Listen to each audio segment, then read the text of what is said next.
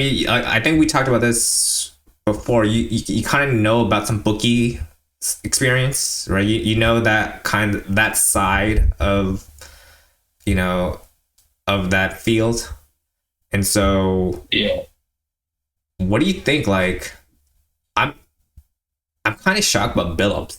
Damon Jones, okay. What he's doing that doesn't sound like anything crazy, but like Chauncey, that's kind of crazy. That's really crazy. I know, right? I mean, I always thought of him as like a competitive guy. When I think him, I was like, he always seemed pretty sharp. Like, why do they need the money so bad? He's coaching the Blazers too. Like, that's something I just like I'll never get. But he, yeah, it was crazy, very crazy. He's gonna be in big trouble if it's all true.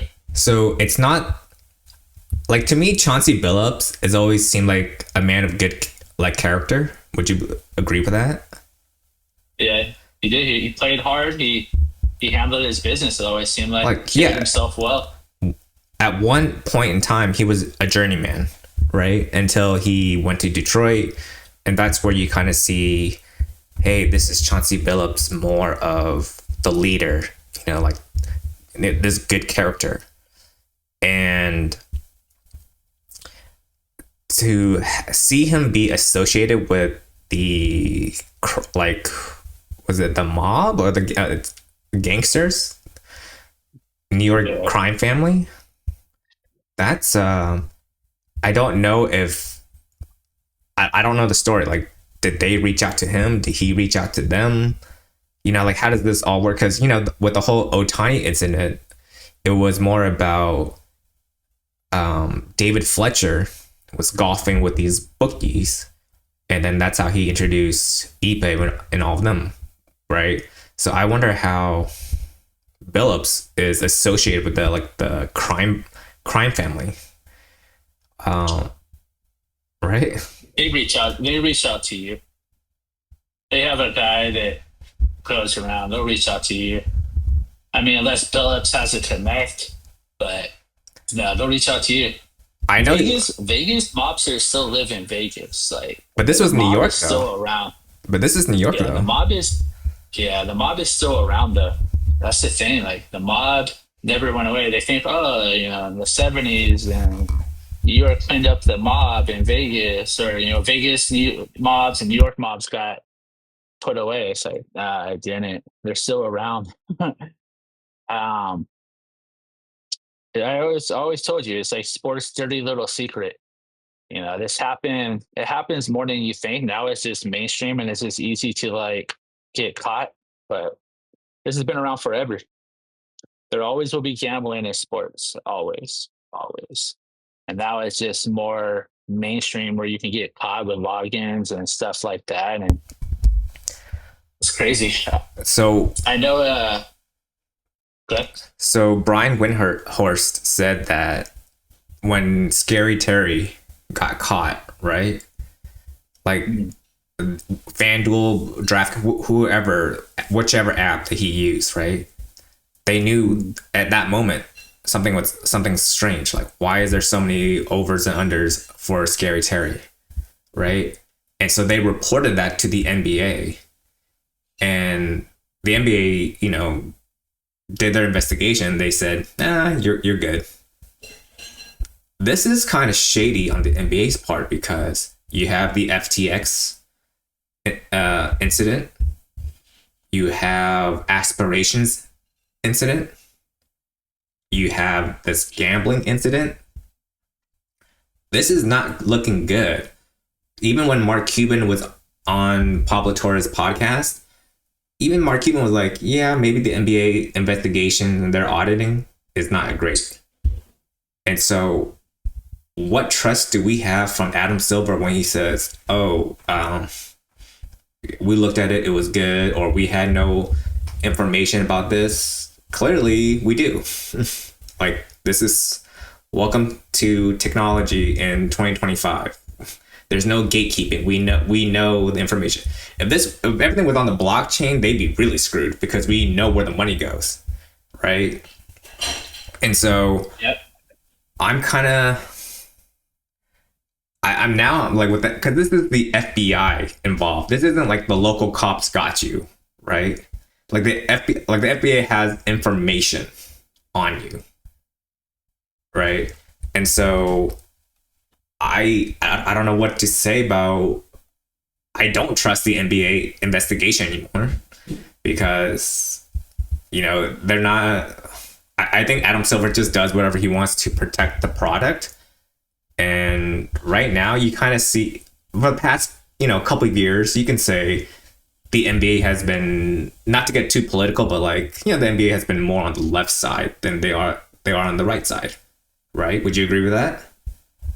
Yeah, where it should be neutral, Like, exactly, because both sides watch sports, right? Yeah. And so Stephen A is saying, "Oh well, Trump is coming." Well, you know what?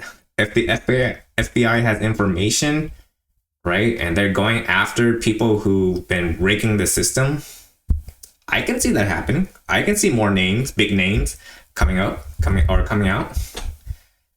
I mean, just in the last 365 days, Billups, Terry Rozier, Porter's brother, like that's just the NBA, I won't say any names, but I know someone that was at a college basketball tournament in Anaheim at the convention center, Division One, and one of the guys there was before the game started, he was like yelling at the ref to like give him the sign if we're in or not, and then like the ref actually he gave him the nod to let the person know that the fix is in. This is probably like 8 or 10 years ago. A friend of a friend told me this story. This guy's a major gambler in Orange County, and he had a fix with the Clemson basketball game, and in Anaheim at the convention center, one of those early tournaments that they do, not like a tournament game like the March Madness, but one of those early tournaments they do. And the ref was in on it, the lead ref, so it's just like, it happens more than we think. Unfortunately. Do you think? I mean, Tom Donaghy, when he got caught, like I'm sure he revealed everything, so I'm sure nothing was really new, right, to the FBI. I'm sure maybe the FBI had information already, but maybe they're like, hey, you guys didn't do your due diligence, NBA. Like, you're supposed to be reporting these people who got caught. Instead, you buried your information so you can keep your league clean, right? Because you want to compete with the NFL. And is there an easier sport to do than basketball? Like to bet like player props. Like if you're gonna like put a fix in, baseball is pretty hard. You can't. You still got to catch the ball, and you got to make it look good. Basketball is so easy to do. I had an off night. I shot 2 per 11. Oh, I didn't play defense tonight. It's just so easy to do in basketball. Let me ask you this. So with Scary Terry, it was like like everything you just said, where like, hey, I had a bad night. My ankle's hurt. Now you could bet me the under, right? But my playing time under and everything, right? Or my scoring and playing under. Scoring, rebounds, all of it, steals. Yeah, because that's what Scary Terry got caught with, right? Yeah. How do we know anytime you see someone load management, they're not gambling already? Right? Okay. Look, we're NBA fans. I hate load management. I hate what Greg Popovich did to this league. Remember the Tim Duncan do not DNP because too old. I was like, dude, you're supposed to be competing, not, well, we're trying to be smart about it by winning a championship. Right? And so how can I trust the league if, hey, this person's load managing, but really he's gambling and the NBA knows about it? Yeah, but in that case, so he couldn't gamble on himself though, because he's not playing though, right? He'd be gambling on his peers. Well, that's the Damian Jones thing, right? Or Damian Jones situation, right? Where he texted his buddies, "Hey, LeBron's not playing. Bet big in the Milwaukee Lakers game, and make sure when you bet big, you pay me so I can eat too."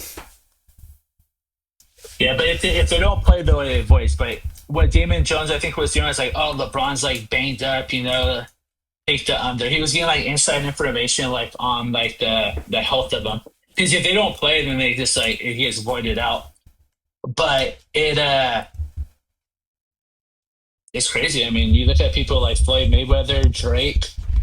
They promote gambling and they're worth millions of dollars, but it doesn't matter how rich you are. These guys, it's the rush of winning money. It's just Well, I can understand Damian Jones. He never made that big of a money, like because remember his career ended in the 2000s, like right. It's not like so he never but got. he's still a coach. I wonder how much is his net worth though when they're I mean, net worth is not the actual money, but like yeah, you know what I mean. yeah, he made over 14 million in the NBA, but Well, I hear that's you like there. half, right, because of taxes, right? Yeah, so he doesn't have a lot. He's probably already broke. I mean, I don't know if he's been married multiple times or whatever the case may be. Then that's gone too.